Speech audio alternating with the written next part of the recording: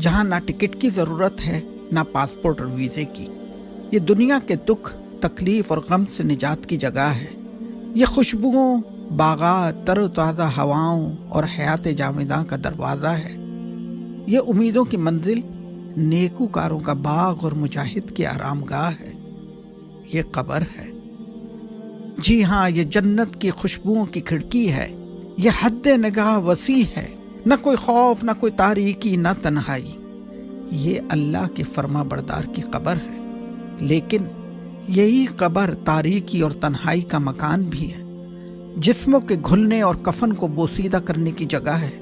یہ اللہ سے غافل اور نافرمان کے لیے ڈراوا ہے۔ یہ سخت دل کو نرم کرنے اور انجام یاد کرنے کی جگہ ہے۔ دیکھ اس قبر کو اور عبرت پکڑ۔ کہاں ہیں وہ جنہیں اپنی جاہ و سلطنت اور دولت پر بڑا غرور تھا؟ وہ جو ناز و نعم، عیش و عشرت اور نرم خواب گاہوں کے عادی تھے، وہ جو بڑا زور کلام اور سریلی آواز رکھتے تھے۔ کہاں ہیں فرعون و نمرود و قارون و حامان؟ کہاں ہیں وہ ظالم و جابر جن کا بڑا دبدبا تھا؟ کہاں ہیں وہ بیوٹی کوئنز جنہیں اپنے جسم اور حسن پر بڑا ناز تھا؟ کہاں ہیں وہ کڑیل جوان جنہیں اپنی جوانی پر بڑا اعتبار تھا؟ بس یہاں نہ کوئی دربان ہے نہ پاسبان، کوئی فوج ہے نہ کوئی لشکر، بس تو ہے اور میری تاریکی اور خاموشی۔ اے غافل انسانوں، یہ قبر مال و دولت، شہرت و عزت اور دنیا کی ہر چیز سے جدائی کا مقام ہے۔ یہ حسرت و غم کا گھر ہے۔ یہ زہریلے کیڑوں اور بدبوؤں کا مسکن ہے۔ یہ قبر پکار پکار کر کہہ رہی ہے کہ میں ہولناک ہوں۔ پس اے انسان، بتا تو نے میرے لیے کیا سامان کیا ہے؟ تجھے کس چیز نے مجھ سے دھوکے میں رکھا؟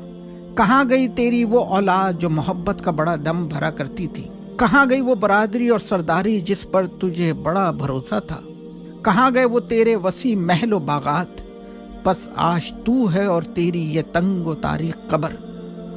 لیکن اگر تو اللہ کا مطیع تھا تو میں رحمت ہوں، غموں، دکھوں اور تکلیفوں سے نجات ہوں، اور تو میرا مہمان ہے۔ اگر تو نماز قائم کرتا تھا اور زکوٰۃ دیتا تھا، اللہ اور رسول صلی اللہ علیہ وآلہ وسلم کی اطاعت کرنے والا تھا، اللہ کی طرف دعوت دینے والا تھا، اس کے دین کے غلبے کے لیے کوششیں کرنے والا تھا، تو تجھے کوئی فکر نہیں ہونی چاہیے، کیونکہ میں رحمان